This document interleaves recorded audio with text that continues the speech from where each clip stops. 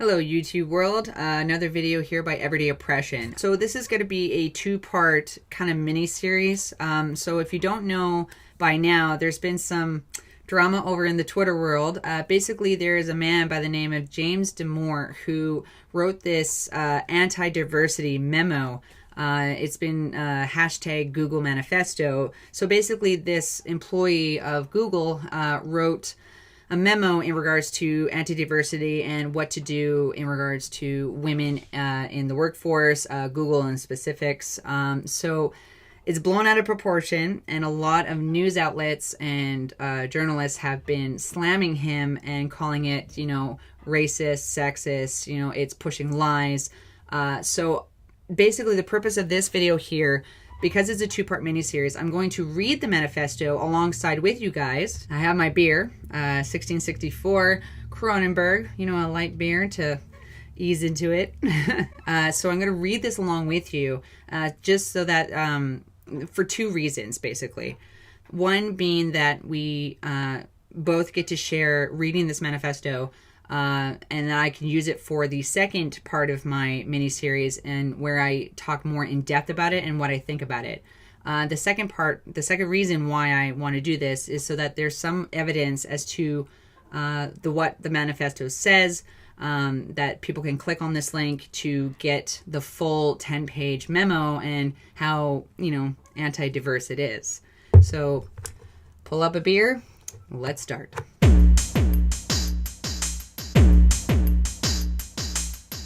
The source of this is going to be Gizmodo, so I'll leave a link in the low bar in case you actually want to go to the website that I found this on. So that is my source. Basically, what I'm going to do is read this word for word as quickly as I can, and there might be some times that I'm pausing to just add a little bit of notes to myself. I'll try and keep this short and sweet. Join with me, and let's see what all the hubbub is about. This is what James has to say about diversity in his memo towards Google employees. Reply to public response and misrepresentation. I value diversity and inclusion, am not denying that sexism exists, good note, and don't endorse using stereotypes. When addressing the gap in representation in the population, we need to look at population-level differences in distributions. If we can't have an honest discussion about this, then we can never truly solve the problem. Makes sense. Psychological safety is built on mutual respect and acceptance, but unfortunately our culture of shaming and misrepresentation is disrespectful and unaccepting of anyone outside its echo chamber. Good, and this seems pretty level-headed. Despite what the public response seems to have been, I've gotten many personal messages from fellow Googlers expressing their gratitude for bringing up these very important issues, which they agree with, but would never have the courage to say or defend because of our shaming culture and the possibility of being fired. This needs to change. Thank you, Jesus! Too long, didn't read. Point form. Google's political bias has equated the freedom from offense with psychological safety, but shaming into silence is the antithesis of psychological safety. This silencing has created an ideological echo chamber where some ideas are too sacred to be honestly discussed. The lack of discussion fosters the most extreme and authoritarian elements of this ideology. You get me. We get you, sir! Extreme. All disparities in representation are due to oppression. Authoritarian, we should discriminate to correct for this oppression. Differences in distributions of traits between men and women may in part explain why we don't have 50% representation of women in tech and leadership. Discrimination to reach equal representation is unfair, divisive, and bad for business. So far, not attacking women and not being anti-diverse, he's just laying it out. All right, background 1. People generally have good intentions, but we all have biases which are invisible to us. I agree with that. Thankfully, open and honest discussion with those who disagree can highlight our blind spots and help us grow, which is why I wrote this document. Okay, so he just explained the reason why he wrote this document in this very simple, short sentence. 2, Google has several biases, and honest discussion about these biases is being silenced by the dominant ideology. What follows is by no means the complete story, but it's a perspective that desperately needs to be told at Google. Okay, so it sounds like he's dealing with his experience and what he's seen at the Google, home base. So he's going to explain himself. Google's biases. At Google, we talk so much about unconscious bias as it applies to race and gender, but we rarely discuss our moral biases. Political orientation is actually a result of deep moral preferences and thus biases. Yeah, that makes sense. So this is why you get a lot of more touchy-feely people on the left liberal side of things and more logical, sometimes rigid people on the right-wing side or conservative side. Considering that the overwhelming majority of the social sciences, media, and Google lean left, we should critically examine these prejudices. So he's tackling this in an analytical kind of way. I like you, James. I like you a lot. Left biases. So again, point form basically to sum things up. Compassion for the weak. Disparities are due to injustices. Humans are inherently cooperative. Change is good or unstable. Open and idealist. Yeah, and I can attest to this because I used to be liberal and I used to be very compassionate for others. I wanted equality for my female friends, equality for gays and trans rights, stuff like that. So that's pretty much the left. Right biases. Respect for the strong authority. Disparities are natural and just. Humans are inherently competitive. Change is dangerous, stable, closed, and pragmatic. And see, I think this is what really scares a lot of liberal-minded people is that the people on the right are authoritarians, but we're really not. We just respect people who are authority members who can do their job well. I think they're afraid of people being too rigid, people being too set in stone with their belief systems and their traditions without any room for growth. So on one side, it's chaotic, whereas the other side, it's too rigid. Neither side is 100% correct, and both viewpoints are necessary for a functioning society, or in this case, company.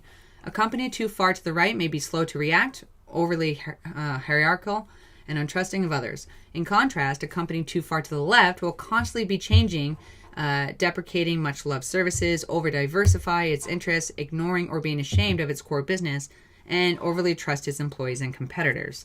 Yeah, so, it's two ends of an extreme, right? So we have to find some sort of middle ground so that way not one end controls the other. Only facts and reason can shed light on these biases, but when it comes to diversity and inclusion, Google's left bias has created a political correct monoculture that maintains its hold by shaming dissenters into silence.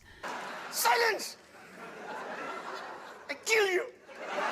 This silence removes any checks against encroaching, extremist, and authoritarian policies. For the rest of this document, I'll concentrate on the extreme stance that all differences in outcome are due to differential treatment and the authoritarian element that's required to actually discriminate to create equal representation. So it sounds like he's really wanting to help solve this, anti-diversity problem. Possible non-biased causes of the gender gap in tech. At Google, we're regularly told that implicit or unconscious and explicit biases are holding women back in tech and leadership. Of course, men and women experience bias, tech, and the workplace differently, and we should be cognizant of this, but it's far from the whole story. So he's admitting the fact that both men and women experience these biases or stereotypes or sexism. So he's actually been very, very equal in this. On average, men and women biologically differ in many ways. These differences aren't just socially constructed. I'm triggered. Because they're universal across human cultures, they often have clear biological causes and links to prenatal testosterone. Biological males that were castrated at birth and raised as females often still identify and act like males. The underlying traits are highly heritable. They're exactly what we would predict from an evolutionary psychology perspective. He's admitting that there are biological differences between the sexes, male and female. So he says here personally, note, I'm not saying that all men differ from women in the following ways or that these differences are just. So he's not adding a moral judgment to it. He's just laying it out as it is. I'm simply stating that the distribution of preferences and abilities of men and women differ in part due to biological causes, and that these differences may explain why we don't see equal representation of women in tech and leadership. So he's focusing on biology. He's focusing on objectifiable and materialistic evidence that we can track and trace within the human race. Many of these differences are small and there's significant overlap between men and women, so you can't say anything about an individual given these population level distributions. Okay, I can agree with that. Personality differences. Women on average have more openness directed towards feelings and aesthetics rather than ideas. Women generally also have a stronger interest in people rather than things relative to men, also interpreted as empathizing versus systematizing. So men are more about organization and, following a task through to its end, whereas women will consider all the factors to those ends. Like they'll think about people involved, their stories, whereas men are just like, can I get someone in who's competent enough to do the job? These two differences in part explain why women relatively prefer jobs in social or artistic areas. More men may like coding because it requires systematizing, and even within SWEs, comparatively more women work on front end, which deals with both people and aesthetics. So women are more social than men. This actually plays into why feminists are keen on breaking down that social structure where men are, a little bit more silent. We don't express ourselves too much, and we tend to be just blunt and direct, right? So they want us to break that down because, that's just how men are. I'm an adult! Extroversion expressed as gregariousness rather than assertiveness. Also, higher agreeableness. So women tend to say yes a lot, and this might explain why most women prefer men to lead, and they will go along with that. This leads to women generally having a harder time negotiating salary, asking for raises, speaking up, and leading. True. Note that these are just average differences and there's overlap between men and women, but this is seen solely as a women's issue. This leads to exclusory programs like stretch and swaths of men without support. Neuroticism, which is higher anxiety, lower stress tolerance. This may contribute to the higher levels of anxiety women report on Google Geist and to the lower number of women in high-stress jobs. So this is why we have less women in high-stress jobs such as warehousing or construction or coal mining, and you'll see a lot more men in these high-stressed jobs, right? Whereas women tend to frequent more secretary-type jobs, nursing, home care, health care, taking care of the sick and elderly and children, so because it's more social. Note that contrary to what a social constructionist would argue, research suggests that greater nation-level gender equality leads to psychological dissimilarity in men's and women's personality traits. Because as, quote, society becomes more prosperous and more egalitarian, innate dispositional differences between men and women have more space to develop, and the gap that exists between men and women in their personality becomes wider.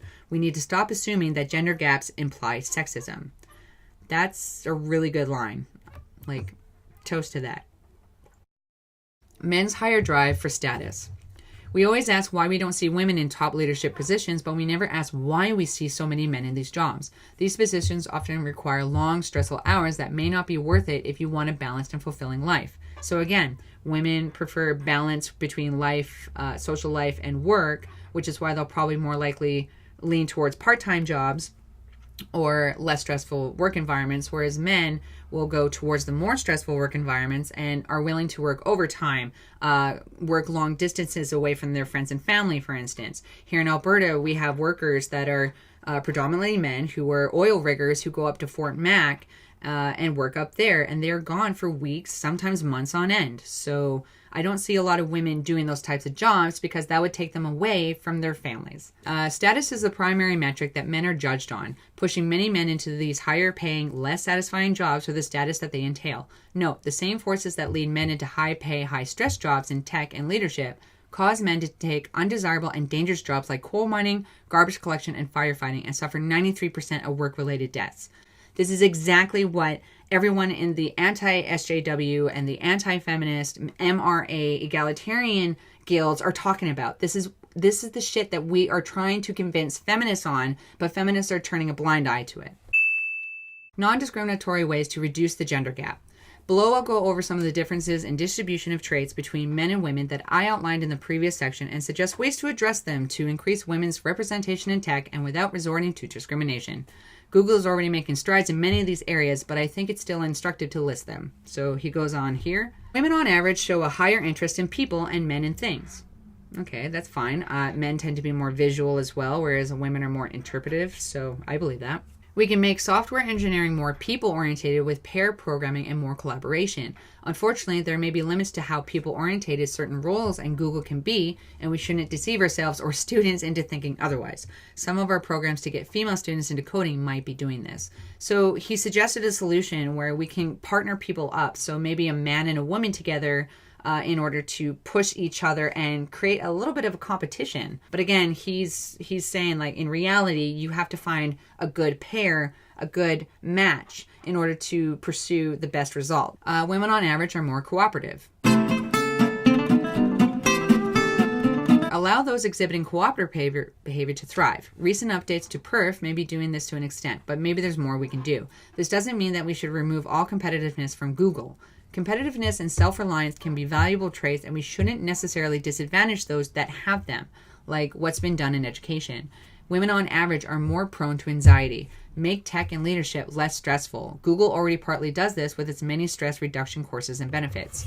He just came up with a fucking solution to help women be less stressed.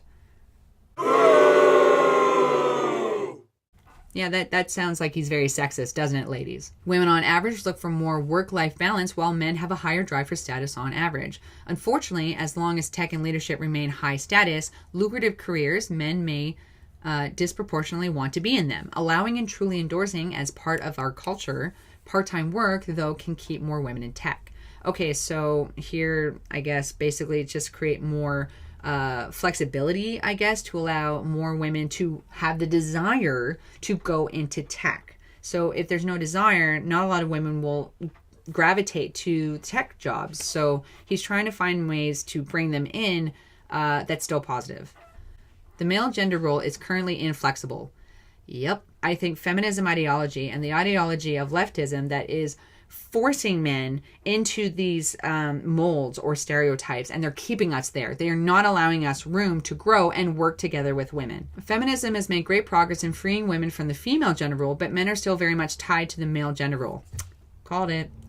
If we as a society allow men to be more feminine, then the gender gap will shrink, although probably because men will leave tech and leadership for traditionally feminine roles. So I don't know if I agree with that too much, because it kind of squashes the idea of masculinity, and we need to promote positive masculinity within males. What you been feeding this thing? Moms. I'm not totally against effeminate men, because I myself am effeminate. So as long as I have the opportunity to express my manliness or my masculinity in a healthy means, I have no problem with this. Philosophically, I don't think we should do arbitrary social engineering of tech just to make it appealing to equal portions of both men and women. So basically he's saying quotas. Like we shouldn't just fill quotas and have 50-50 women. That does nothing. For each of these changes, we need principles, reasons for why it helps Google. That is, we should be optimizing for Google, with Google's diversity being a component of that. For example, currently those trying to work extra hours or take extra stress will inevitably get ahead, and if we try to change that too much, it may have disastrous consequences.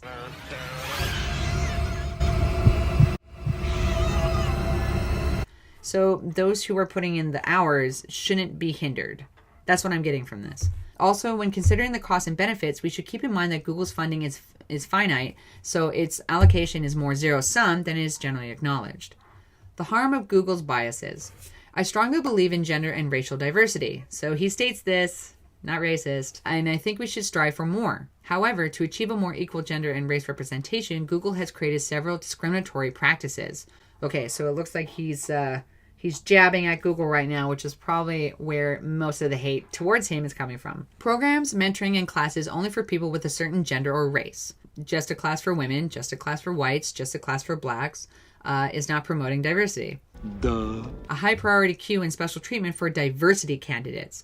Hiring practices which can effectively lower the bar for diversity candidates by decreasing the false negative rate. A lot of people on the right side, myself included, believe that if you work on trying to be politically correct and allow people in based on superficial things such as the color of your skin, sexuality, gender even, if you do this in order to appear more equal, you are actually lowering the bar, because you're focusing on these superficial things instead of actual merit, actual intelligence, and actual talent. Okay, for a company to thrive, you need the best, and that's not the best black person, that's not the best white person, that's not the best female, that's not the best gay. Okay, it's the best person. Hiring practices which can effectively lower the bar for diversity candidates by decreasing the false negative rate. Reconsidering any set of people as if it's not diverse enough, but not showing that same scrutiny in the reverse direction. Clear confirmation bias. Totally. So if you do it for one group, but not for another group, you are showing confirmation bias. Setting org levels, OKRs, for increased representation, which can incentivize illegal discrimination. These practices are based on false assumptions generated by our biases and can actually increase race and gender tensions. We're told by senior leadership that what we're doing is both the morally and economically correct thing to do, but without evidence, this is just veiled left ideology that can inherently harm Google. Okay, so at this point, I think he's kind of showing more of a right-wing perspective. So I don't know his politics. I don't know his stance. I even don't know really his label. But it does sound like he is coming at this with an approach of logic and an approach of facts and an approach of evidence, not feeling-based, which is more left-wing. Why we're blind. We all have biases and use motivated reasoning to dismiss ideas that run counter to our internal values. Everybody does this, including me. I admit that. Just as some on the right deny science that runs counter to the gods greater than humans, the greater than environment hierarchy, example, evolution and climate change, the left tends to deny science concerning biological differences between people, examples such as IQ and sex differences. Thankfully, climate scientists and evolutionary biologists generally aren't on the right. Unfortunately, the overwhelming majority of humanities and social scientists learn left, about 95%, which creates enormous confirmation bias, changes what's been studied, and maintains myths like social constructionism and the gender wage gap. Yes, he's actually outlined that there is no gender wage gap. It is a myth. A lot of feminists still hold on to this idea that gender wage gap, any disparity is based on sexism and sexual discrimination based on one sex. It's not. It's based on your choices in life, your type of education, where you go for business, part-time versus full-time, the amount of overtime hours. It also influences if a woman gets pregnant and has to leave a job. Plus with wages. A lot of people think that wages are the exact same as earnings, but these are two very different things. So feminists need to get off that fucking boat because it has been debunked. Move on. Google's left-leaning makes us blind to this bias and uncritical of its results, which we're using to justify highly politicized programs. Okay, he's getting in deep. In addition to the left's affinity for those it sees as weak, humans are generally biased towards protecting females. Gynocentrism. As mentioned before, this likely evolved because males are biologically disposable and because women are generally more cooperative and agreeable than men. We have extensive government and Google programs, field of studies, and legal and social norms to protect women. But when a man complains about a gender issue affecting men, he's labeled as a misogynist or a whiner. Very. And worse if you're a white male. Nearly every difference between men and women is interpreted as a form of women's oppression. And this is how feminism has gotten so popular and how feminism has had a death grip on social media, on internet, and everything like that, because they always play the victim when it's the most convenient. This is why I am not a feminist, because they always do this. They use any means necessary to make it how women are suffering. It's like they can't fathom that men actually suffer, especially at the hands of some women. As with many things in life, gender differences are often a case of grass being greener on the other side. Unfortunately, taxpayer and Google money is spent to water only one side of the lawn. Basically, he's saying we cater to women and not men. So the same compassion for those seen as weak creates political correctness, which constrains discourse and is complacent to the extremely sensitive PC authoritarians that use violence and shaming to advance their cause.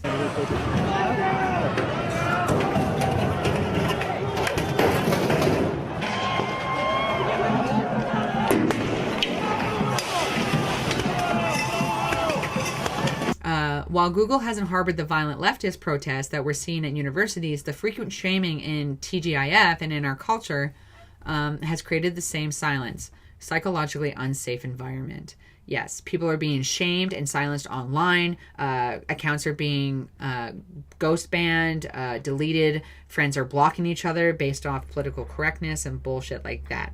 I've experienced it, and I'm sure a lot of my viewers, you've experienced it too. Suggestions. Okay, so we're getting to some solutions here. I hope it's clear that I'm not saying that diversity is bad, that Google or society is 100% fair, that we shouldn't try to correct for existing biases, or that minorities have the same experience of those in the majority. My larger point is that we have an intolerance for ideas and evidence that don't fit a certain ideology.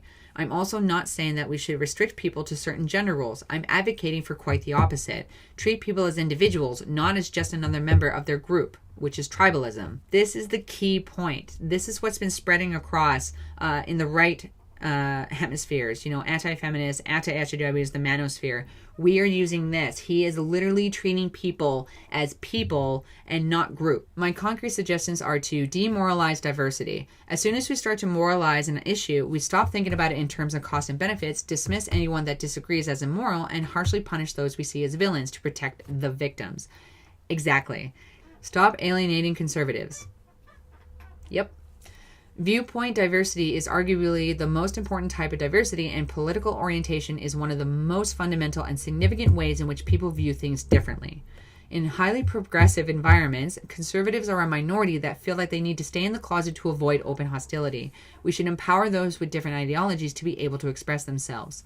So conservatives, stand up, speak out, and get your ideas out there. Alienating conservatives is both non-inclusive and generally bad business because conservatives tend to be higher in consciousness, which is required for much of the drudgery and maintenance work characteristic of a mature company. Conservatives are pretty goal-orientated and rigid, and they know and they have good heads on their shoulders, so obviously for good business. Confront Google's biases.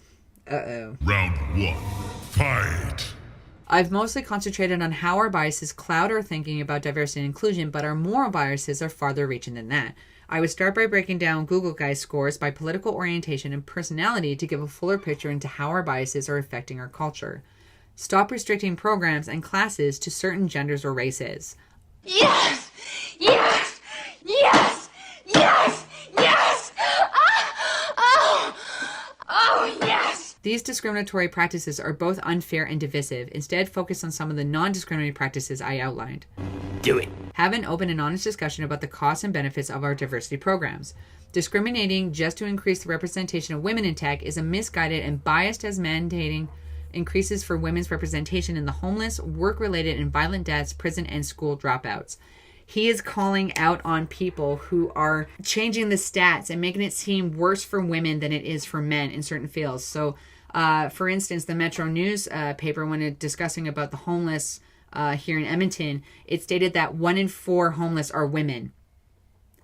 What about the remaining 3 out of 4? There's currently very little transparency into the extent of our diversity programs, which keeps it immune to criticism from those outside its ideological echo chamber. These programs are highly politicized, which further alienates non-progressives. I realize that some of our programs may be precautions against government accusations of discrimination, but that can easily backfire since they incentivize illegal discrimination. Focus on psychological safety, not just race, gender diversity. Thank you. Promote the mind, ladies and gentlemen. Promote good ideas. We should focus on psychological safety, which has shown positive effects and should hopefully not lead to unfair discrimination. We need psychological safety and shared values to gain the benefits of diversity. Having representative viewpoints is important for those designing and testing our products, but the benefits are less clear for those who are more removed from UX. De-emphasize empathy. I've heard several calls for increased empathy on diversity issues. While I strongly support trying to understand how and why people think the way they do, relying on effective empathy, feeling another's pain, causes us to focus on anecdotes, favor individuals similar to us, and harbor other irrational and dangerous biases. Being emotionally unengaged helps us better reason about the facts. Yes, facts before feelings. This is the problem with the left, is that they focus so much on feelings and they think that that outweighs science, that outweighs evidence, and that outweighs facts. This is where you get more right-leaning people who are more focused on facts to get the job done. Prioritize intention. Our focus on microaggressions and other unintentional transgressions increases our sensitivity, which is not universally positive. I'm triggered. Sensitivity increases both our tendency to take offense and our self-censorship, leading to authoritarian policies. Speaking up without the fear of being harshly judged is central to psychological safety. But these practices can remove that safety by judging unintentional transgressions. Microaggression training incorrectly and dangerously equates speech with violence and isn't backed by evidence. Yes, this is where the whole what you said to me is considered hate speech. I want to censor you. Okay, well, offenses taken, not given. So learn to grow a thick skin, hear the other side of it first before judgment, and then we can move on. Be open about the science of human nature. Once we acknowledge that not all differences are socially constructed or due to discrimination, aka natural biology, we open our eyes to a more acute view of the human condition, which is necessary if we actually want to solve problems. Well, that blew up in your face, didn't it? Close your eyes, Marge. And now you're ready for a night on the town. Reconsider making unconscious bias training mandatory for promo committees. We haven't been able to measure any effect of our unconscious bias training, and it has the potential for overcorrecting or backlash, especially if made mandatory. Some of the suggested methods of the current training, Volume 2.3, are likely useful, but the political bias of the presentation is clear from the factual inaccuracies and the examples shown.